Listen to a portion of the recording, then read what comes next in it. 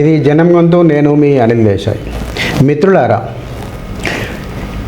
ఇటు నీటి ఉద్యమం సమసిపోయి ధర్మేంద్ర ప్రధాన్ రాజీనామాతో నీటి ఉద్యమం ముగిసిందనే చెప్పవచ్చు.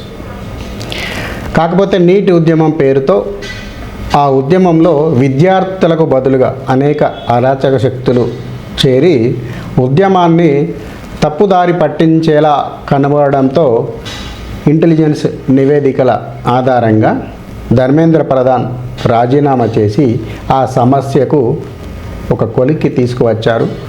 దానికి అనుగుణంగానే నీట్ పరీక్ష కావచ్చు, ఏదైనా పరీక్షలు జరిగినప్పుడు కనుక ఆ పరీక్షలు లీక్ అయితే 10 కోట్ల జరిమానా, 10 సంవత్సరాల కఠిన కారాగార శిక్ష అని ఒక చట్టాన్ని అప్పటికప్పుడు కేంద్ర ప్రభుత్వం ఆమోదించింది, అమల్లోకి తీసుకువచ్చింది. ఇక రాబోయే కాలంలో పరీక్షలు లీక్ అయితే అప్పుడు ఎలాంటి పరిస్థితులు వస్తాయి, నిజంగానే ఈ చట్టం అక్కడ పనిచేస్తుందా అన్నది మనము వేచి చూడాల్సిన అంశం. అయితే ఈ సమస్య సద్దుమణగక ముందే దేశంలో మరొక సోషల్ మీడియాలో మరొక ఉద్యమం స్టార్ట్ అయింది. అది రిజర్వేషన్ హటావో ఆందోళన్. రిజర్వేషన్ హటావో ఆందోళన పేరుతో ఒక ఇన్స్టాగ్రామ్ పేజీ మొదలవడంతో దాదాపు 56 లక్షలకు పైగా దానికి ఫాలోవర్లు పెరిగిపోయారు. దానికి అనుగుణంగా నిజంగానే రిజర్వేషన్ను తీసివేయాలంటూ దాని కింద వస్తున్న కామెంట్లను మనం చూస్తే కూడా అర్థమవుతూ ఉంది. అయితే ఒకసారి ఈ యొక్క రిజర్వేషన్ విధానం భారతదేశంలో ఎలా ఉంది, ఎందుకు ప్రారంభమైంది, నిజంగానే రిజర్వేషన్ను తీసే అవకాశం భారతదేశంలో ఉంటుందా అనే అంశంపై మనం ఈరోజు మాట్లాడుకుందాం. వాస్తవానికి ప్రధాన కారణంగా రిజర్వేషన్లు తీసుకురావడానికి ప్రధాన కారణంగా మన దేశంలో ఉన్న సామాజిక అసమానతలు. భారతదేశంలో దాదాపుగా ప్రపంచంలో ఎక్కడా లేని విధంగా, అంటే వివక్ష మనిషికి ప్రపంచమంతా ఉంటుంది, కానీ ఒక్కో ప్రాంతంలో ఒక్కో తీరున ఉన్న వివక్ష. ఉదాహరణకు అమెరికాలో నల్ల జాతీయులు, తెల్ల జాతీయులు, యూరప్ కంట్రీల్లో బానిసలు, యజమానులు, ఇలాంటి వ్యవస్థలు ఉన్నాయి. ఆఫ్రికా మనుషులను ఎక్కువ శాతంగా నల్ల జాతీయులని కావచ్చు, లేదా బానిస మనుషులని కావచ్చు, యూరప్ యొక్క దేశాల ప్రజల్లో అధికంగా ఉంటుంది. మన దేశంలోకి వచ్చేసరికి జాతి రంగు, చర్మం రంగు ఆధారంగా కాకుండా ఇక్కడ వ్యక్తి పుట్టుక ఆధారంగా, కులం ఆధారంగా మన దేశంలో కొంత అసమానతలు పెరిగిపోయాయి. అది కూడా సామాజికంగా, అది చట్టంలో కావచ్చు, హిందూ ధర్మంలో కావచ్చు, లేకపోయి ఉండొచ్చు. హిందూ ధర్మంలో కూడా లేకున్నప్పటికీ సమాజంలో మాత్రము ఈ అసమానతలు పెరిగిపోయాయి. ఆ అసమానతలు తగ్గించడానికే మన దేశం స్వాతంత్రం తీసుకున్న వెంటనే ఆ అసమానతలు రూపమాపడానికి రాజ్యాంగంలో ఈ వివక్ష పోవడానికి ప్రత్యేక రాజ్యాంగ సవరణ బిల్లు ప్రవేశపెట్టడం జరిగింది. దానినే మనము రిజర్వేషన్స్ అని అంటున్నాం. ఉదాహరణకు దళితులు, ఆదివాసీలు, వెనుకబడిన కులాల వారికి చదువు, ఉద్యోగం, గుడికి వెళ్ళడం, నీళ్లు త్రాగడం లాంటి ప్రాథమిక హక్కులు కూడా ఒక రకంగా ఇబ్బందికరంగా మన సమాజంలో ఉండేవి. ఎగువ కులాలు మాత్రమే చదువు, భూమి, అధికారం అన్నీ అనుభవించేవారు. దీనివల్ల కొన్ని కులాలు వెనుకబడిపోయాయి. ఎందుకంటే వారి యొక్క ఈ అవగాహన లేమి కావచ్చు, ఇతరత్ర సామాజిక పరిస్థితులు కూడా కావచ్చు, వారిని ఆ దిశలుగా వెనుకబడేలా చేయడం జరిగింది. అయితే దానికి రాజ్యాంగ లక్ష్యంగా సమాన అవకాశాలు కల్పించడానికి అంబేద్కర్ యొక్క అధ్యక్షతన ఆ రోజు మనం రాజ్యాంగ నిర్మాతలు ఆలోచించి 100 మీటర్ల రేసులో ఒకడు 90 మీటర్లు ముందున్నప్పటికీ కూడా అదే 70 మీటర్ల వెనుక ఉన్న అతన్ని కూడా ముందుకు తీసుకురావాలి. అంటే అది కులం ఆధారంగా ఎవరైతే వెనుకబడి ఉన్నారో ఆ వెనుకబడిన వ్యక్తిని మనము ముందటికి తీసుకొచ్చి ఆ పథకాన్ని అతనికి అమలు చేసి అతన్ని కూడా ఆ అభివృద్ధిలో లేదా ప్రజాస్వామ్యంలో లేదా దేశం యొక్క సామాజిక అవసరాలలో భాగం చేయాలనేది ఆనాటి రాజ్యాంగ లక్ష్యం.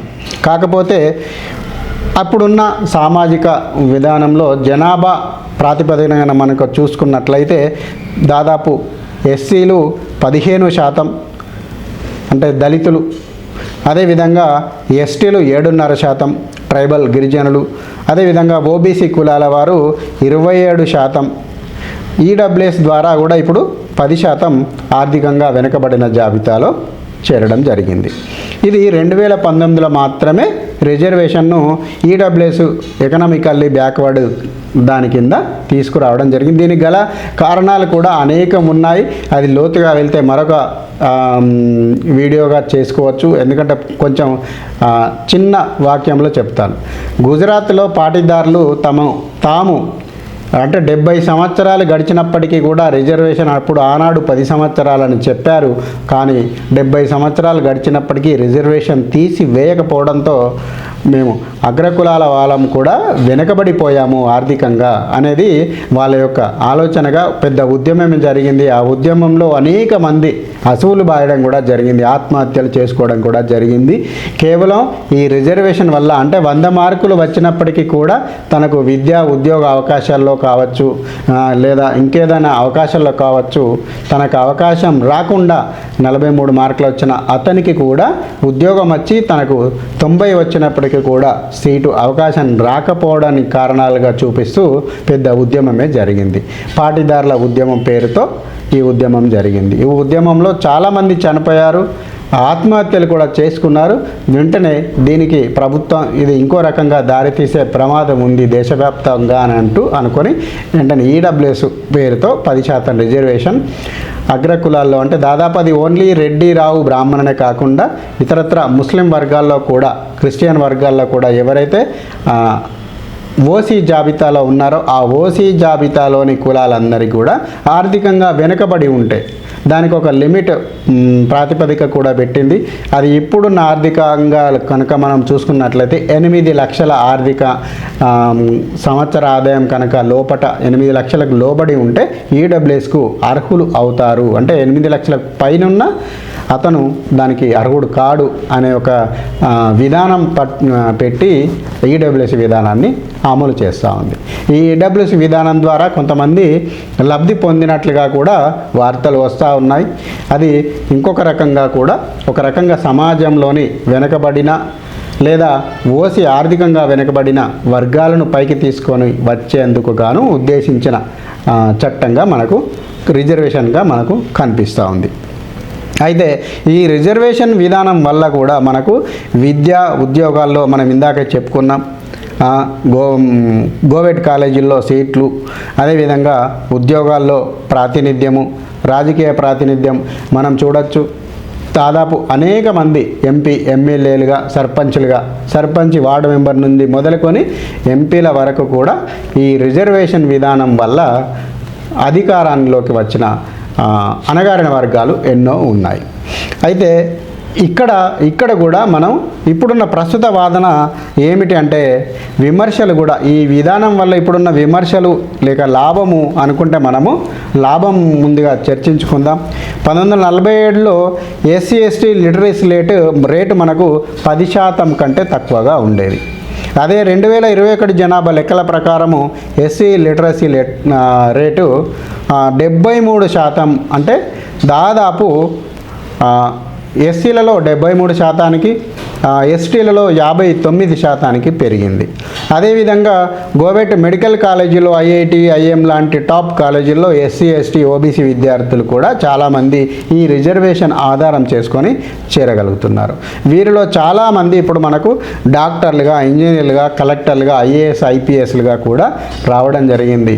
ఉదాహరణకు మనము ఇక్కడ ఐపీఎస్గా డాక్టర్ ఆర్ఎస్ ప్రవీణ్ కుమార్ని కూడా మనము అనుకోవచ్చు.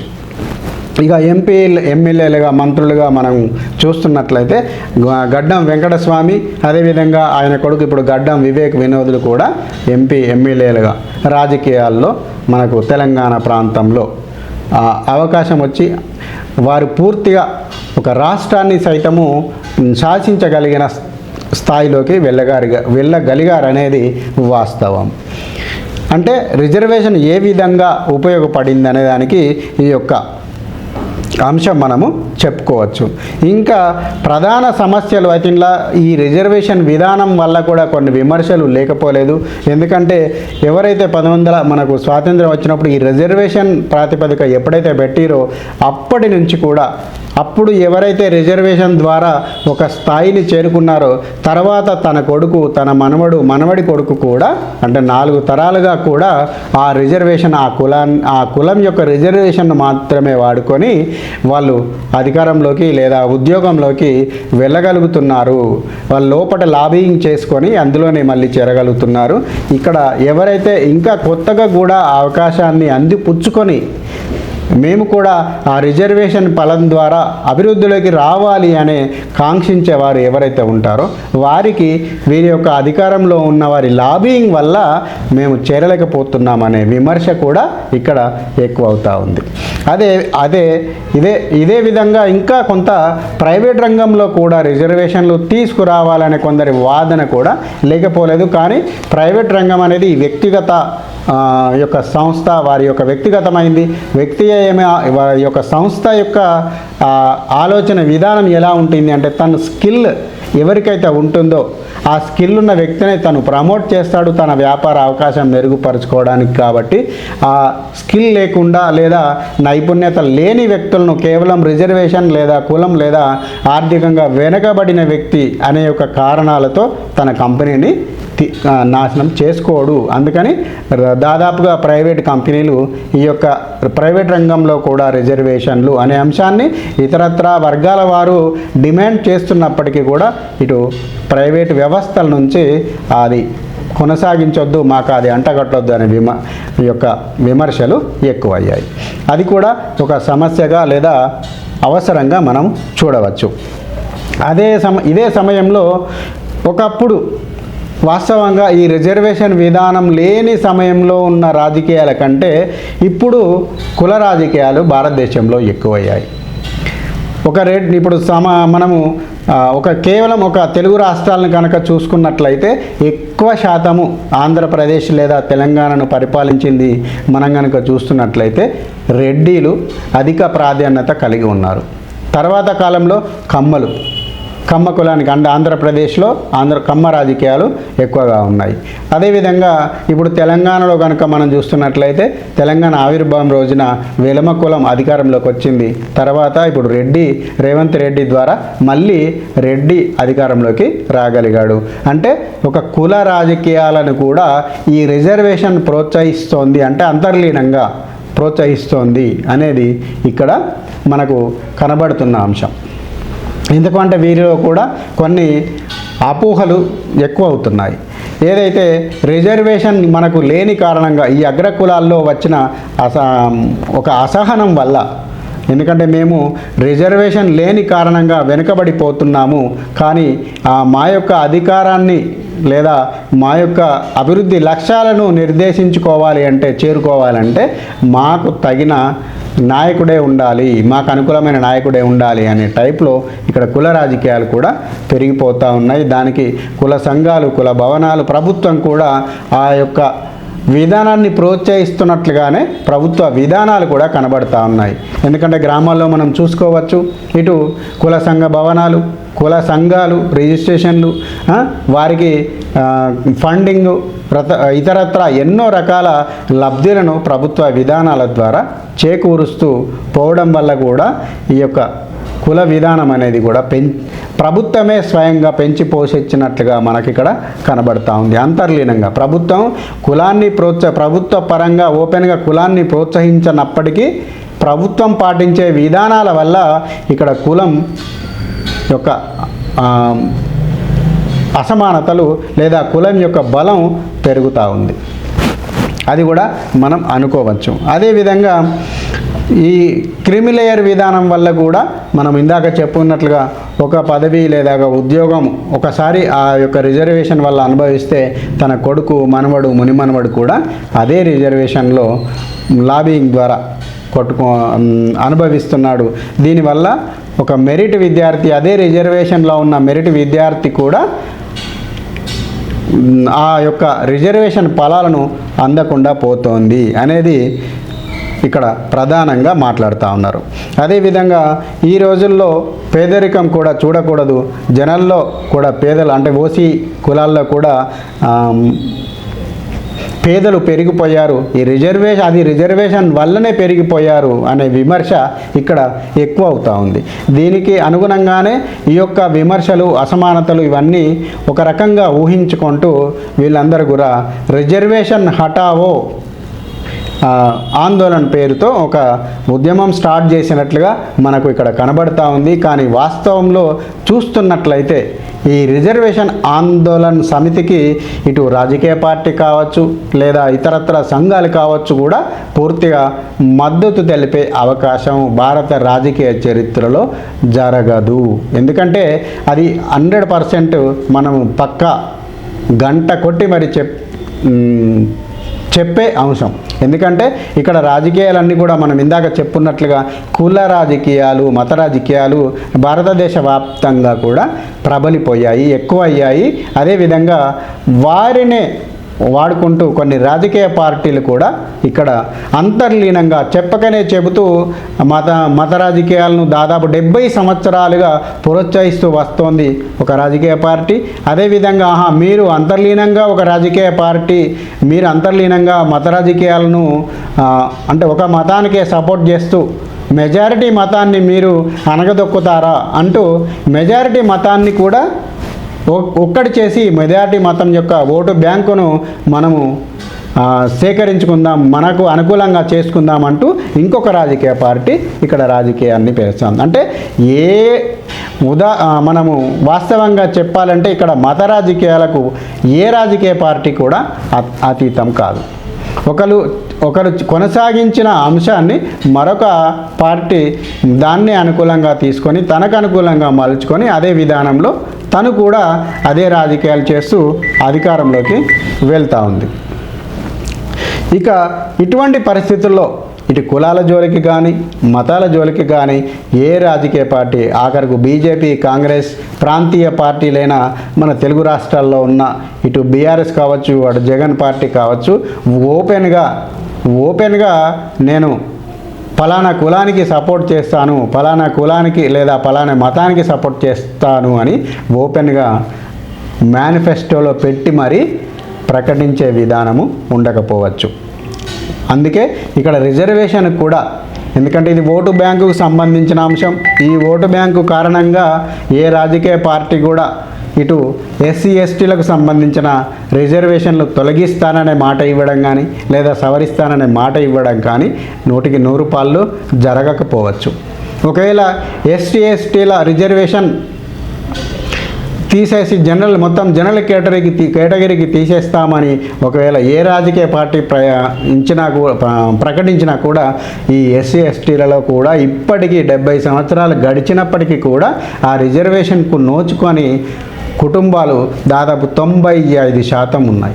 కేవలం 5% మాత్రమే కుటుంబాలు ఆ రిజర్వేషన్ను ఉపయోగించుకుంటూ మళ్ళీ ఉపయోగించుకుంటూ లబ్ధి పొందుతున్నారు.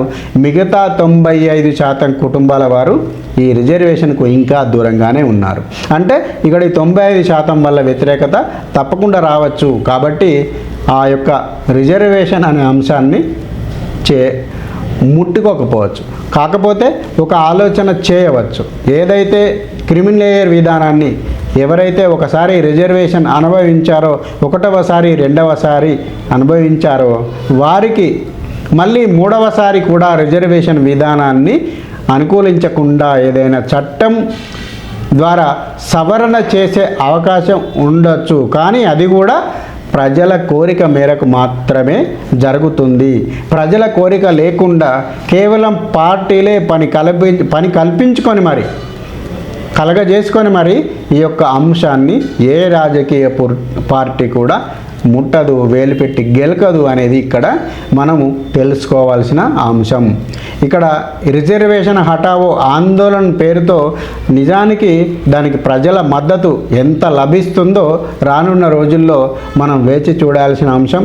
ప్రత్యేకంగా కూడా రిజర్వేషన్ హటావో ఆందోళనకు ఏ రాజకీయ పార్టీ కూడా పూర్తిగా మద్దతు తెలపదు, రాజకీయ నాయకుడు వెళ్ళి వారితో కలవడు.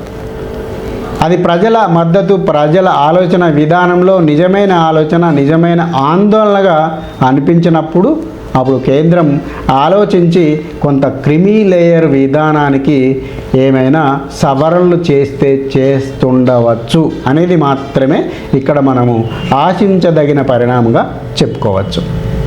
జై హింద్, భారత్ మాతాకి జై.